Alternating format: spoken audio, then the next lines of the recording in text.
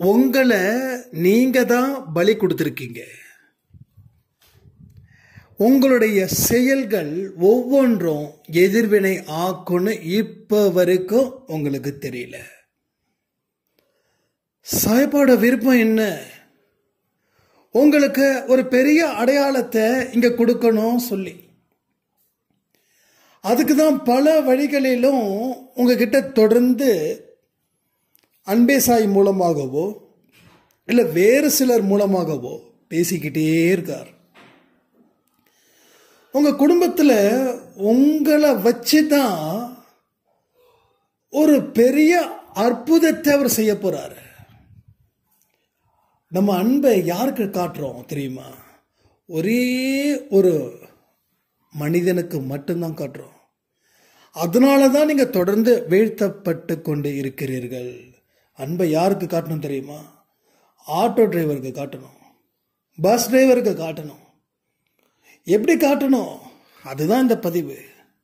இதில் இருக்கக்கூடிய விஷயங்கள் ஒவ்வொன்றும் உங்களை திருத்துவதற்காக சாய்பாவால் சொல்லப்பட்டது. திருத்திட்டா வாழ்க்கை சந்தோஷமா இருக்கும், திருத்தலைன்னா இது இப்ப மட்டும் இல்லைங்க, 7 ஜென்மத்துக்கும் தொடரும். இருக்கு அழகா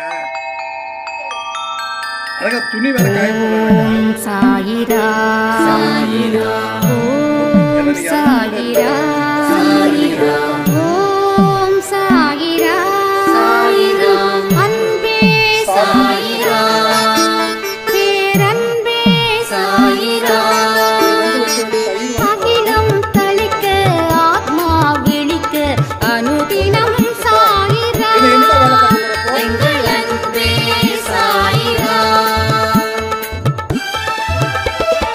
ஒன்றே இறைவன் ஒன்றே பூமிக்கென்றும் சாயிரா சரணம் சாயிரா நன்றே செய்து வாழ்வோம் நாம் ஒன்றே செய்து வாழ்வோம் அன்பே சாயிரா. ஆனா ஃபிளிப்கார்ட் கம்பெனி ஏற்கனவே அந்த லேப்டாப் என்னாச்சுன்னு தெரியல. ஃபோன் பண்ணியா இல்லையா உனக்கு? சாயிரா, என் உயிரின் உயிரானவர்களே, இந்த வாரம் ரொம்ப சிறப்பாகவே அமைஞ்சது. கடவுளுடைய வைப்ரேஷன் ரொம்ப ஃபாஸ்டாகவே எங்களுக்கு கிடைச்சது அப்படின்னு நிறைய சாய்ராம் சொல்லியிருந்தாங்க.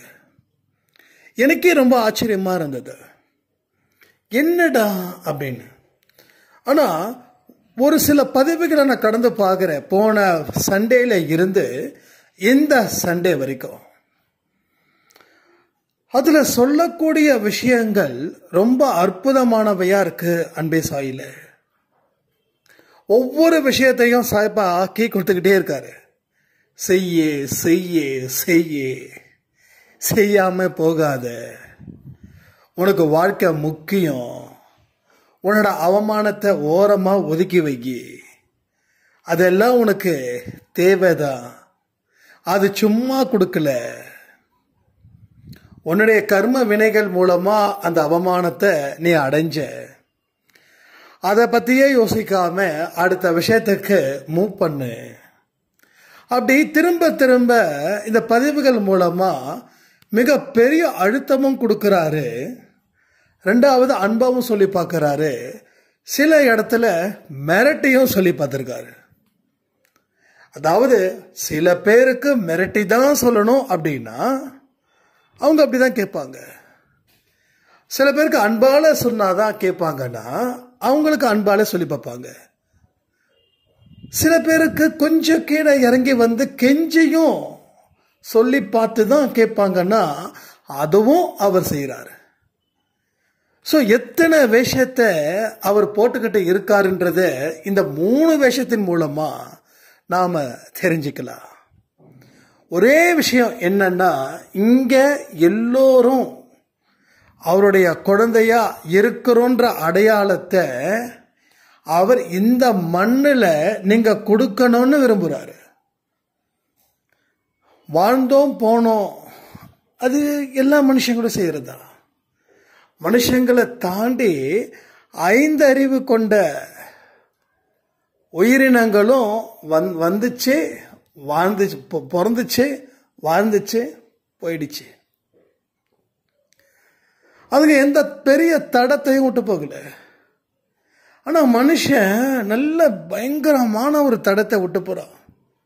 எத்தனையோ மனுஷங்களை நம்ம பார்க்குறோம். நமக்கு தெரிஞ்சவங்க, தமிழ்நாட்டுக்கே தெரிஞ்சவங்கள ஏகப்பட்ட பேர். அப்துல் கலாம் ஐயா அவர்கள் இருந்து ஜெயலலிதா அம்மா, கலைஞர், இன்னும் எத்தனையோ எஸ்பிபி அவர்கள், ஸோ எத்தனையோ பேர். ஆனால் அவங்க அடையாளம் மட்டும் அழியல. எஸ்பிபியோட சாங்கை இப்போ வரைக்கும் கேட்கலாம். அவரு தான் மறைஞ்சாரு, ஆனால் அவர் அடையாளத்தை விட்டுட்டு போயிருக்காரு. எம்ஜிஆர் அவர்களும் தன்னுடைய அடையாளத்தை விட்டு போயிருக்காரு. கலைஞர் அவர்களும் தன்னுடைய அடையாளத்தை விட்டு போயிருக்கார். அப்துல் கலாம் ஐயா அவர்களும் தன்னுடைய அடையாளத்தை விட்டு போயிருக்கார். ரத்தன் டாட்டா அவர்களும் தன்னுடைய அடையாளத்தை விட்டு போயிருக்கார். ரிலையன்ஸ் அம்பானி அவர்களும் தன்னுடைய அடையாளத்தை விட்டு போயிருக்கார். அடையாளன்றது அதுதான். அதுக்கு தான் இந்த சிறந்த மனிதர்களை வச்சு சொல்றேன். அவங்களுக்கு பின்னாடி இருக்கக்கூடிய அந்த செயல், அதன் மூலமா அவங்க சாதிச்சது. அப்படித்தான் நம்ம சாயப்பாவும் விரும்புறாருன்னா நீங்க நம்புவீங்களா? எக்ஸாக்ட்லி 100% அவர் அந்த மாதிரி ஒரு அடையாளத்தை தன்னோட குழந்தைங்க செயல் வடிவத்தில் விட்டுட்டு போகணும் அப்படின்னு நினைக்கிறார். 100 வயசை தாண்டி மனுஷன் வாழ்றது கஷ்டம். நீங்க கேட்கலாம், என்னங்க 100 சொல்லிட்டீங்க, 60 70 தாண்டினாவே போதும்னு நாம நினைக்கிறோம். ஏன்னா நம்ம வாழ்க்கைய புஷ் பண்றோம், வாழ்க்கைய வேற வழி இல்லாம தள்ளுறோம். எத்தனையோ பேருக்கு டைமே ஓட மாட்டேங்குதுன்னு என்கிட்ட சொல்றாங்க. அவங்கள நினைக்கும் போது நம்மளும் ஒரு காலத்தில் இப்படிதானே இருந்தோம் அப்படின்னு தோணுது. ஸோ அவங்கள தப்பா நினைக்கல, ஏன்னா நம்மளும் அப்படிதான் இருந்தோம். ஏன் அப்படின்னா என்ன செய்ய போறோன்னே நமக்கு தெரியல. 20 வருஷம் எப்படியோ வாழ்ந்துட்டோம், ரைட், வேகமா 20ல் இருந்து தான் ஸ்டார்ட் ஆகுது. 25 விழி பிதுங்குது. 20க்குள்ள ராஜாவா இருந்தோம், ராஜாவா மட்டும்தான் இருந்தோம். 20லேருந்து 30க்குள்ளேயும் அது தொடருதா? அப்படி தொடர்ந்துச்சுன்னா 30லேருந்து 40க்குள்ளேயும் அது தொடருதா? சரி, அப்படி தொடர்ந்துச்சுன்னா 40ல் இருந்து 50க்குள்ளேயும் தொடருதா? தொடர்ந்துச்சுன்னா 50ல் இருந்து 60க்குள்ளேயும் தொடருதா? இதில் பார்த்தீங்கன்னா 30 வரைக்கும் வேணா சில பேருக்கு தொடருது, சில பேருக்கு 40 வரைக்கும் ராஜாவா இருக்காங்க. 40 தாண்டின உடனே போச்சு. நிறைய பேர் 40 தாண்டும் போதுதான் கண்ணீர் வடிக்கக்கூடியவர்களா மாறுகிறார்கள். 40க்கு மேல என்ன செய்யறதுன்னு தெரியல, அடையாளத்தை தொலைச்சிட்டாங்க. அடையாளம் வந்தது ஒரு சர்டன் ஸ்டேஜுக்கு அப்புறம் அது நின்று போயிடுச்சு. ஏன் நின்றுச்சு, எதுக்கு நின்றுச்சுன்னா, நம்மால எதுலையுமே அக்கறை வைக்க முடியல, காரியத்தில் கவனம் வைக்க முடியல. என்னமோ ஒரு லாஜிக்கு நமக்குள்ள திணிச்சோம், அது தோத்து போயிடுச்சு. திரும்பவும் திணிச்சோம், தோத்து போயிடுச்சு. அந்த லாஜிக் எப்படி இருந்துச்சுன்னா, வானத்தில் வீடு கட்டலாம், வானத்தில் ரோடு போட்டு காரை ஓட்டலாம், வானத்தில் பறக்கலாம், இங்க இருந்து அங்க பார்த்தா அவ்வளோ சூப்பரா இருக்குதுன்னு அங்க போய் நிக்கலாம், அங்க போயிட்டு அங்க இருந்து இன்னொரு பக்கத்துக்கு போகலாம். இப்படி நம்மளுடைய கற்பனைகள் லாஜிக்கே இல்லாம இருக்கு. ரைட்டா? லாஜிக்கே இல்லாம இருக்கு. எதையுமே ஒரு அடையாளத்தை உறுதிப்படுத்துற மாதிரி இங்க நடக்கல. சோ மனுஷனுக்கு கடைசி வரைக்கும் சில பேருக்கு என்ன பண்றதுன்னு தெரியாமலே மேலோகம் போயிட்டு அடுத்த பிறவி எடுத்துட்டாங்க. சில பேருக்கு அந்த நிலையில இருக்கிறோம். சோ இது எல்லாமே அவர் உறுதிப்படுத்துறார். சில விஷயத்த செய்ய செய்ய செய்ய அடையாளத்தை விட்டு போ, உன்னோட குடும்பத்தையாவது அடுத்த லெவலுக்கு கொண்டு போ. குடும்பத்தில் இருக்கக்கூடிய பிரச்சனைகளை நீதான் சாயப்பாகிட்ட சொல்லி பேசி புரிய வைக்கணும்னு நம்ம எத்தனையோ தடவை சொல்லியிருக்கோம். குடும்பத்தில் நீங்க தான் லீடர். ஒரு ஸ்கூலுக்கு ஒரு லீடர் இருப்பாங்க, அடுத்தது கிளாஸுக்கு ஒரு லீடர் இருப்பாங்க, அதே போல நாட்டுக்கு ஒரு லீடர் இருக்காங்க, அதுல தமிழ்நாட்டுக்குள்ள ஒரு லீடர் இருக்காங்க, ஊருக்கும் ஒரு லீடர் இருக்காங்க, இருக்கிறாங்களா இல்லையா? அது போல வீட்டுக்கு நீ ஒரு leader. You are a spiritual leader. You are a multi personality skill கொண்ட ஒரு லீடர், மல்டி டேலண்டட் கொண்ட ஒரு லீடர். ஸோ இதை நீங்க 100% நம்புனா மட்டும்தான் உங்களுக்கு அந்த ஐடென்டிஃபிகேஷன் இங்க கிடைக்கும். இதை நம்பலன்னா you are a normal person. You are not a special person. You are a normal, you are ordinary person. எப்படி 5 அறிவு இருக்கக்கூடிய உயிரினங்கள் வாழ்ந்து மறைஞ்சதோ அந்த லிஸ்ட்ல நாமளும் ஒருத்தவங்களா வாழ்ந்து மறைஞ்சிடுவோம். சார் நான் கொஸ்டின் கேட்கிறேன், ஆன்சர் பண்ணுங்க. எத்தனை பேருக்கு அடையாளத்தை வைக்கணும்? எத்தனை பேருக்கு இந்த அடையாளத்தை விட்டுட்டு போகணும்? கமெண்ட் பண்ணுங்க. இல்ல எனக்கு அடையாளம் வேண்டாம் அப்படின்னு சொன்னீங்கன்னா நீங்க அடையாளத்தை வச்சிருக்கீங்கன்னு அர்த்தம். அடையாளத்தை இப்போ என்னால ஒரு சிறப்பான அடையாளத்தை விட்டுட்டு போன ஒரு ஃபீல் எனக்கு இருக்குது. ஏன்னா அந்த அன்பே சாயில கொடுக்கக்கூடியது எல்லாமே என்னுடைய அடையாளம் தான். ஸோ நான் மறைஞ்சாலும் இந்த வார்த்தைகள் உங்களுக்குள்ள இருந்துகிட்டே இருக்கும். இதை உதாரணத்துக்கு சொல்றேன், நான் தற்பெருமையோட சொல்றேன்னு நினைக்காதீங்க. தற்பெருமை என்னோட விரோதி. ஏன்னா என் சாயப்பாவுக்கு பிடிக்காதது எனக்கும் பிடிக்காது. நான் ஒரு உதாரணத்துக்கு சொல்றேன், அது ஒரு அடையாளமா இங்க இருக்கு. ஸ்பிரிச்சுவல்ல ஒரு அடையாளம், ஒரு என்ன சொல்றது, ஒரு தூசிக்கு கீழே ஒரு தூசியோட அளவு, கண்ணுக்கு தெரியாத ஒரு தூசி அப்படின்னு சொல்லுவாங்க இல்லையா, அந்த தூசியா நான் இருக்கேன். அது ஒரு அடையாளமா இருக்கு. சோ அது போல உங்களுடைய அடையாளத்தை நீங்க உருவாக்குனீங்களா, இல்ல உணர்ந்தீங்களா, இல்ல உணரவும் இல்ல உருவாக்கவும் இல்லைன்னு சொல்லி ஒத்துக்க போறீங்களா? இதுதான் உங்க சபை. எது சபை? இந்த ஃபேமிலி. இங்க நீங்க எதை தீர்க்கமா நம்புறீங்களோ, எதை நீங்க அதிக பயிற்சி செய்றீங்களோ, அதுவே உங்களை வாழ வைக்கக்கூடிய ஒரு இடமா போகுது. அதை செயல்படுத்தும் போது ஒரு அடையாளத்தை உருவாக்குறீங்க. That's all. ஒன்றும் இல்லை, ரீசெண்டாக ஒரு சாய்ராம் சொன்னாங்க, நான் படித்தது 10வது, என்னுடைய கணவர் நல்ல டிகிரி, செம்ம ஜாபு. ஆனால் ரீசெண்டான சில இயர்ஸா அன்பே சாய் நான் பார்க்குறேன், அதில் எனக்கே தெரியாம மன உறுதி அதிகமாக இருக்கு.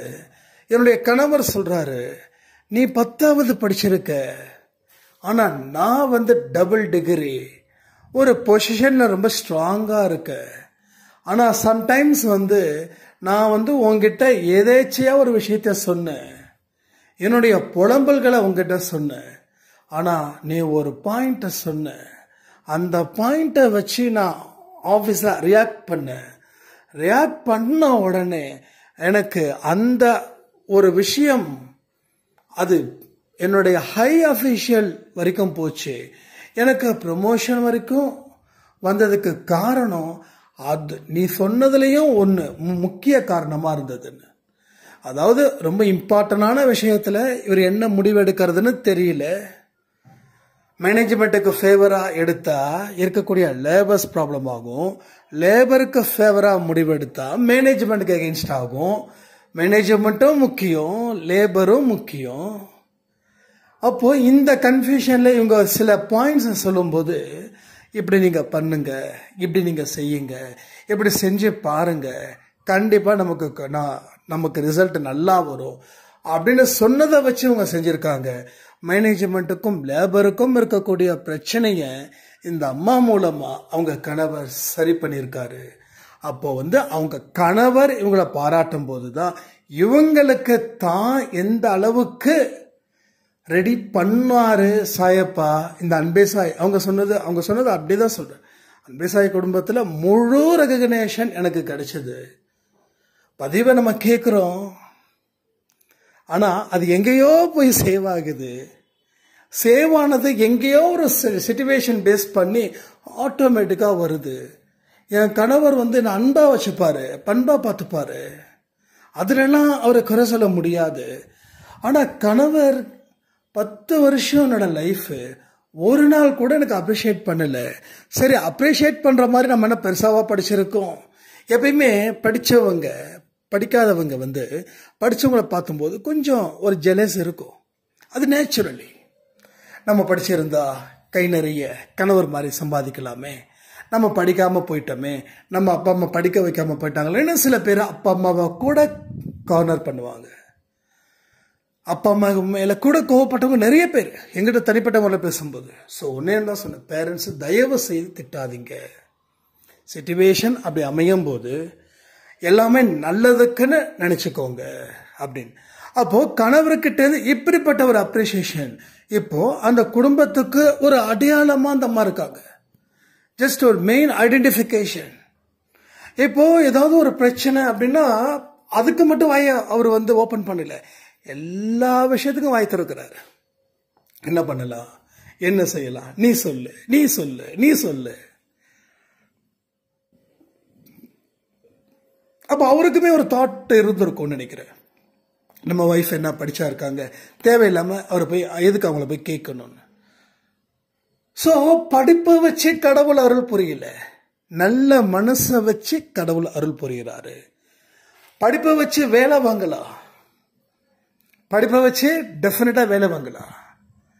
ஆனா நல்ல மனசை வச்சு கடவுள்கிட்ட ஒரு நிரந்தரமான இடத்தை பிடிக்கலாம். அது இப்ப எவ்வளவு பெரிய விஷயமா அமைது பாருங்க. எத்தனையோ பேர் படிக்காதவங்க இருக்கீங்கல்ல. சோ இது உங்களுக்கு குறையா நினைச்சுக்கிட்டு நீங்க பேசிட்டு இருக்கீங்க. சோ இது குறை இல்லை, இது நிறைய பூர்த்தி செய்வதற்கான குறை. உங்க நிறைய பூர்த்தி செய்வதற்கான குறைகள் தான். என்னைக்கு கடவுள் ஒரு விஷயத்தை நமக்கு கொடுக்கலையோ அதை விட எக்ஸ்ட்ரா நாலேஜ் அவர் கொடுத்திருக்காரு.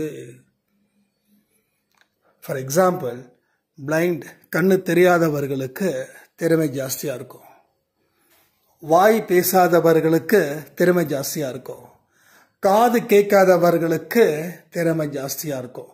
அவங்கள ஜஸ்ட் மோட்டிவேட் பண்ணா போதும், அவங்க பெரிய ஸ்கில்ல தயாரா வச்சிருப்பாங்க அதை உலகத்துக்கு நிரூபிக்க. ஆனா அவங்க மேல பரிதாபப்பட்டு அவங்கள எதற்கும் வழி இல்லாத ஒரு மனுஷனை நாம மாத்துறோம், நாம ஆக்குறோம்.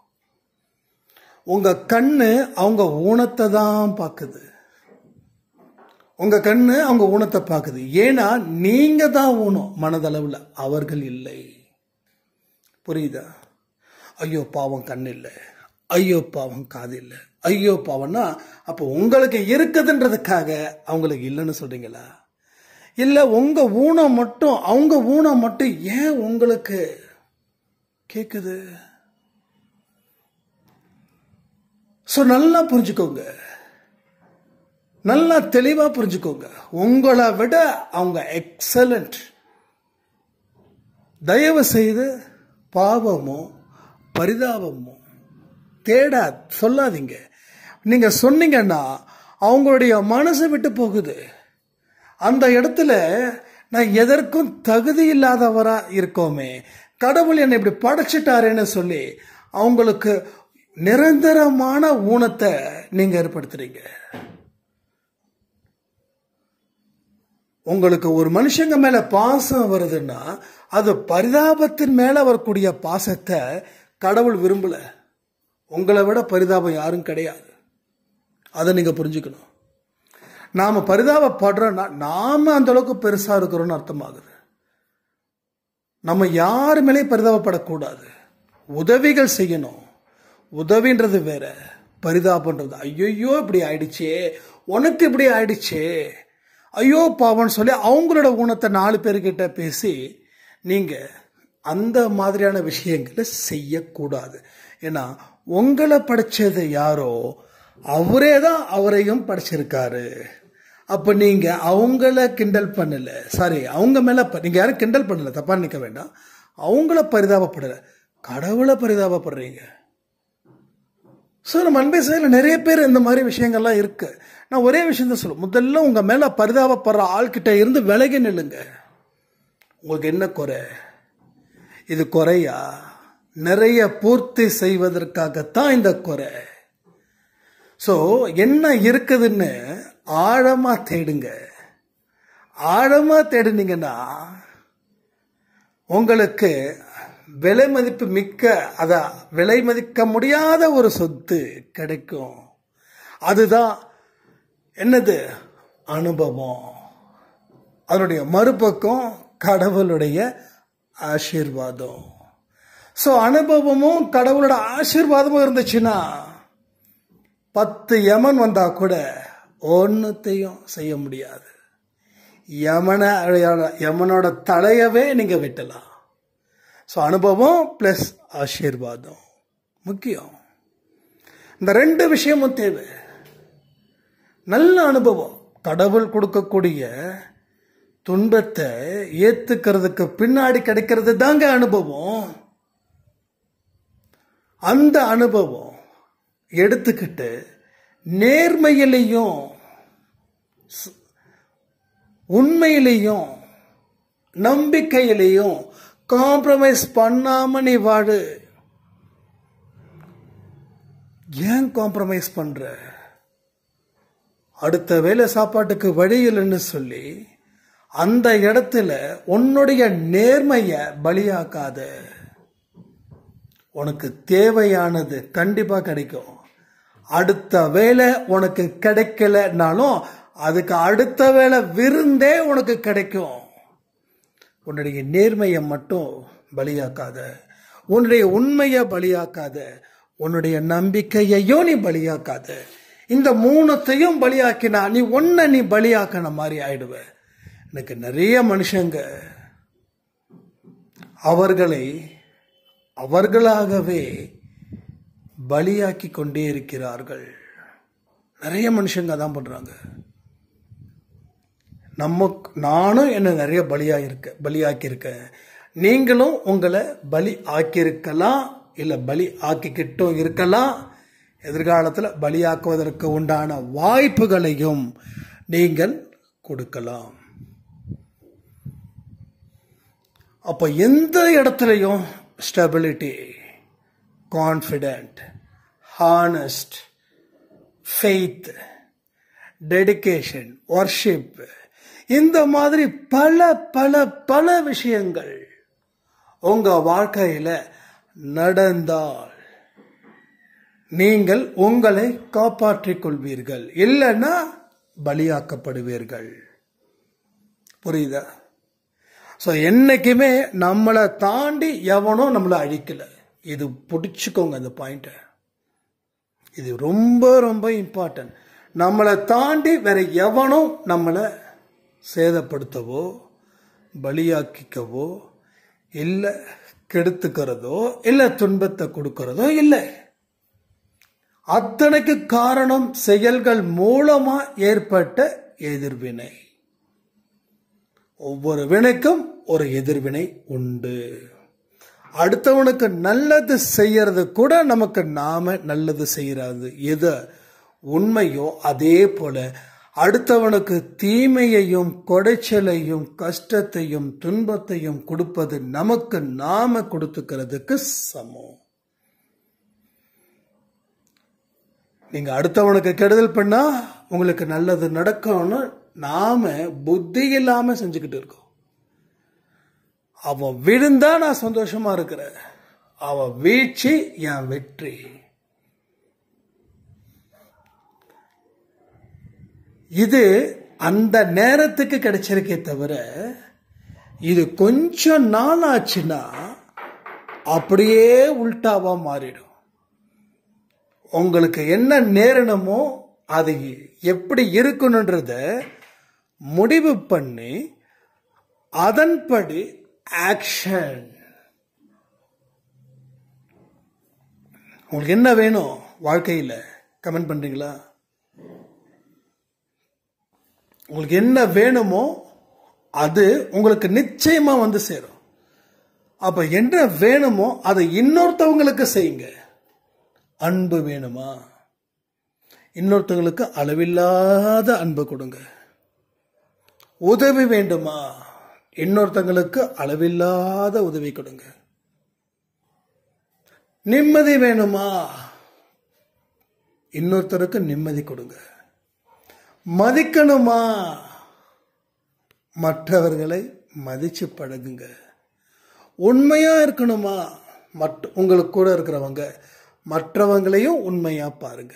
சோ இதுதான் அடிப்படை. இதெல்லாம் பேசிக்கா இருக்க வேண்டியது. இதெல்லாம் இப்ப சொல்லும் போதே புதுசா இருக்குது. திஸ் இஸ் பேசிக். நம்ம தாத்தா பாட்டி காலத்துலலாம் இதை தான் ஃபாலோ பண்ணாங்க. ஸோ அன்னைக்கு இவ்வளோ பெரிய டெக்னாலஜி இல்லை, ஆனால் அன்னைக்கும் வெற்றி இருந்தது.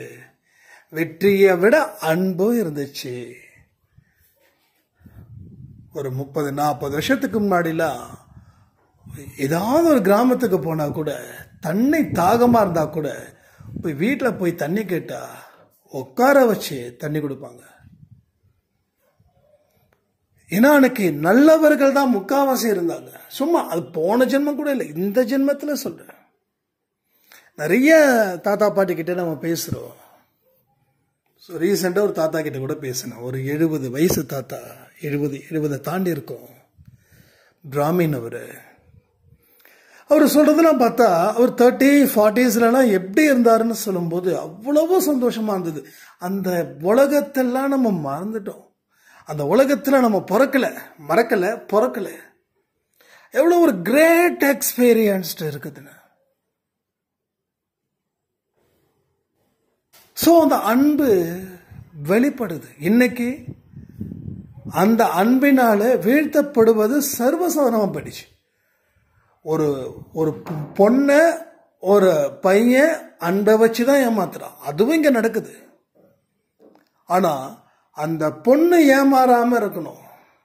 ஏமாறாமும் கூடாது, ஏமாத்தவும் கூடாது.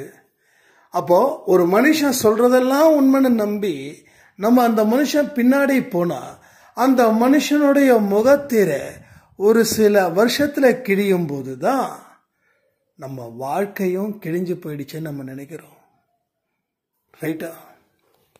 அப்போ ஒரு அன்பு அப்படின்னும் போது அந்த இடத்துல ஒரு பெரிய எக்ஸ்பெக்டேஷன்ஸ், அந்த எக்ஸ்பெக்டேஷன் இருக்கக்கூடிய அன்பு இருக்கே, அதுதான் வாழ்க்கையில குழியில தள்ளுது. அந்த ஒன்று மட்டும் இல்லைன்னா எல்லாமே சிறப்பா இருக்கும்.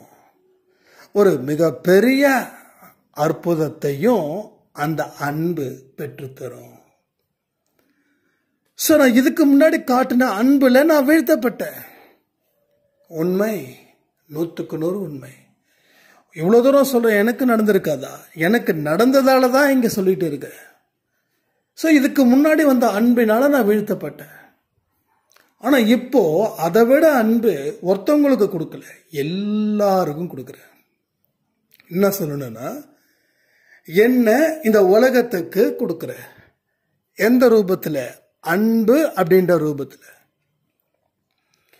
அப்படி பார்த்தா எத்தனை பேரை நான் வீழ்த்திருக்கணும்?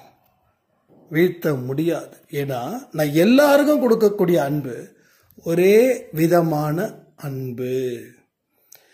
அப்ப இதுக்கு முன்னாடி எப்படி கொடுத்தேன்? பிடிச்சவங்க அவங்க தான்ப்பா வாழ்க்கை. என் வாழ்க்கையே நீதான், என் உயிர் நீதான், உன்னோட ஹார்ட் பீட் நான் தான், கண்ணை திறந்தா நீதானே வரேன்னு சொல்லி கவிதையெல்லாம் பாடும்போதுதான் அந்த அன்புதால தான் நான் வீழ்த்தப்பட்டேன். ஏன்னா 1000 பேருக்கு தர வேண்டிய அன்பை ஒரே ஆளுக்கு கொடுத்ததால. ஆனா இன்னைக்கு ஒரு ஆளுலாம் இல்லை, எல்லாத்துக்கும் ஒரே அன்பு. யாரா இருக்கட்டும், எனக்கு பிடிச்சவங்க பிடிக்காதவங்க, நண்பன் எதிரி, தெரிஞ்சவங்க தெரியாதவங்க. ரோட்டில் கூட நம்ம பைக்கில் போகும்போது யாராவது எங்கேயோ எதிர்பார்த்து வருவாங்க. அதுக்கு முன்னாடி நம்ம என்ன பண்ணுவோம்? ஏண்டா பைத்தியக்காரன்டாடா நீ, இப்படிதான் வண்டி ஓட்டுவியாடா, லூசாடா நீ, வீட்டை சொல்லிட்டு தான் வந்தியாடா, சாப்பாடு தான் சாப்பிட்டியா இல்லை வேற ஏதாவது சாப்பிட்டு வந்தியா? இதெல்லாம் நான் பேசின வார்த்தைகள். சரி, இப்போ எனக்கு ரொம்ப பிடிச்சவன் அந்த வண்டியை ஓட்டினா நான் என்ன பண்ணுவேன்? அதே மாதிரி பண்ணியிருந்தா? அப்போ பிடிக்காதவன் தெரியாதவன் ஓட்டும்போது அவனை 1000 கேள்விகளை கேட்டு அவனை அசிங்கப்படுத்துறோம். அப்போ பிடிச்சவன் நம்மளோட நண்பனோ இல்லை நம்ம உறவோ அவங்க வண்டி ஓட்டும்போது நாம சிரிச்சிட்டு பரவாயில்லைங்க அதனால என்னங்க அப்படின்றோம். அது ஏன் இவனை பார்க்கும்போது அப்படி அவங்கள பார்க்கும்போது இப்படி? இந்த வித்தியாசம் தான் இருக்கக்கூடாது. இப்போ ரோட்டில் யாராவது போனாங்கன்னா கூட வச்சுக்கோங்களேன், சில பேர் ஒன்று என்னோட ஏஜுக்கு கீழே இருக்கிறவங்களும் இருக்கலாம், இல்லை என் ஏஜை தாண்டவங்களும் இருக்கலாம், பெண்களாக இருக்கலாம், இல்லை வயதான அம்மாக்களாக கூட இருக்கலாம். அப்போ வண்டி ஓட்டும் போது இப்படி போகும்போது நம்ம பிரேக் அடிக்கும் போது ஒரே ஒரு சிரிப்பு, ஜஸ்ட் ஒரு ஸ்மைல். அவங்க தப்பாக தான் வந்தாங்கப்பா, அதனால என்ன ஆயிடுச்சு? ஒன்றும் ஆகலைல்ல, என்னமோ தாட்டில் வந்தாங்க. ஒரு சின்ன ஸ்மைல் பண்ணுறதுக்கு என்ன ஆகிட போகுது? அப்படியே அப்போ நம்ம ரோட்டில் அப்படி போகும்போது நாம் இப்படி நடந்தால் நம்ம கெட்டதை விட 100 மடங்கு அதிகமாக கேட்பாங்க. அந்த அன்பை பற்றி நான் சொல்ல வந்தேன். அன்புனால நான் வீழ்த்தப்படலை. ஏன் அப்படின்னா, எனக்கு பிடிச்சவங்க வந்தாலும் இப்படி தான் செய்வேன், தெரியாதவங்க வந்தாலும் இப்படி தான் செய்வேன். எனக்குன்னு சில எதிரின்னு அப்படி யாரும் இல்லை. நான் ஒரு உதாரணத்துக்கு சொல்கிறேன். எதிரின்னு சில பேர் வந்தாலும் அந்த ஸ்மைல் தான் நான் பண்ணுவேன். அந்த ஸ்மைலுக்கு கிடைக்கக்கூடிய பலம் எவ்வளோ பெரிய பலம் தெரியுமா? சரி, எத்தனை பேர் பஸ்ஸில் போகிறீங்க? இந்த ஆம்னி பஸ்ஸு இது மாதிரியான பஸ்ஸெல்லாம் போகிறோம் இல்லையா? ஒருவேளை டிரைவரை ஏற்ற மாதிரி பார்த்தீங்கன்னா நீங்கள் ஸ்மைல் பண்ணியிருக்கீங்களா? தேங்க்ஸ் சொல்லியிருக்கீங்களா? நன்றி சொல்லியிருக்கீங்களா? ஏன் சொல்லலை? உங்கள் உயிரை காப்பாற்றி எடுத்துகிட்டு வந்திருக்காரு இல்லை? உடனே நீங்கள் சொல்லலாம், காசு கொடுத்து தானே வந்தோம். எவ்வளோ காசு கொடுத்தோம்? 1000 ரூபாய். அப்போ 1000 ரூபாய் தான் உங்கள் உயிருக்கு பேசின தொகையா? சொல்லுங்க. ஒரு ஆட்டோவிலே போகிறீங்க, பேரம் பேசுங்க. நான் தப்பே சொல்லலை, பேரம் பேசுங்க. ஆனால் அந்த பேரம் நியாயமாக இருக்கட்டும். பேரம் பேசி முடிச்சுட்டு ஒரு தொகைக்கு ஒத்துக்கிறாங்கன்னு வச்சுக்கோங்க, நீங்கள் கூடுதலாக கொடுங்க, ஆனால் குறைவாக மட்டும் கொடுக்காதீங்க, பாவம், தப்பு. ஒன்று அதே ரேட்டை கொடுங்க, இல்லை ஜாஸ்தி கொடுங்க. கொடுத்ததுக்கப்புறம் ரொம்ப தேங்க்ஸ்ன்னு நம்ம சொல்லியிருக்கோமா? சொல்ல மாட்டோம். இதே ஆட்டோக்கார நம்ம சொந்தக்காரராக இருந்தா வாங்கலை, வீட்டில் சாப்பி காப்பி தண்ணி குடிச்சிட்டு போகலாம் சொல்லுவோமா? சொல்லுவோம். ஆனால் இவரை ஏன் சொல்ல மாட்டேன்றோம்? ஆனால் அவர் யாருன்னு தெரியாது. அப்போ இதுதான், இந்த விஷயத்தை தான் நம்ம அடிக்கடி சொல்லுவோம். எங்கிட்ட நிறைய பேர் சொல்லுவோம், அது என்னங்க அது அன்பு, புரியல. அன்புனால வீழ்த்தப்பட்டு இருக்க, அது உண்மை.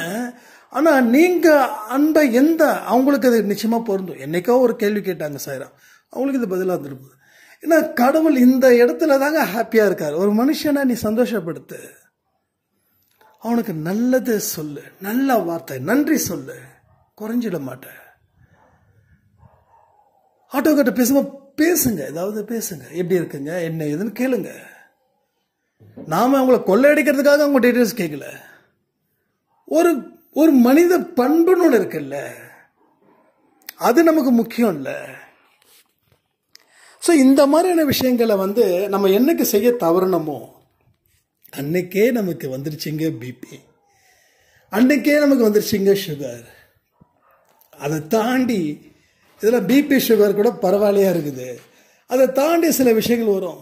தலைவலி, வயிறு வலி, முதுகு வலி, கால் வலி, கை வலி, எல்லா வலியும் வரும். எல்லா வலியும் நடக்கும்.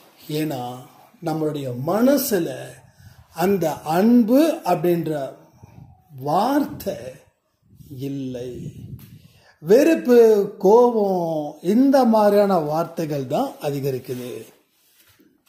ஸோ இதையெல்லாம் சரி பண்ணுங்க. வாழ்க்கையை சரி பண்ற பொறுப்பு சாயப்பாவதுன்னு சொல்லி இந்த பதிவை நான் முடிக்கிறேன்.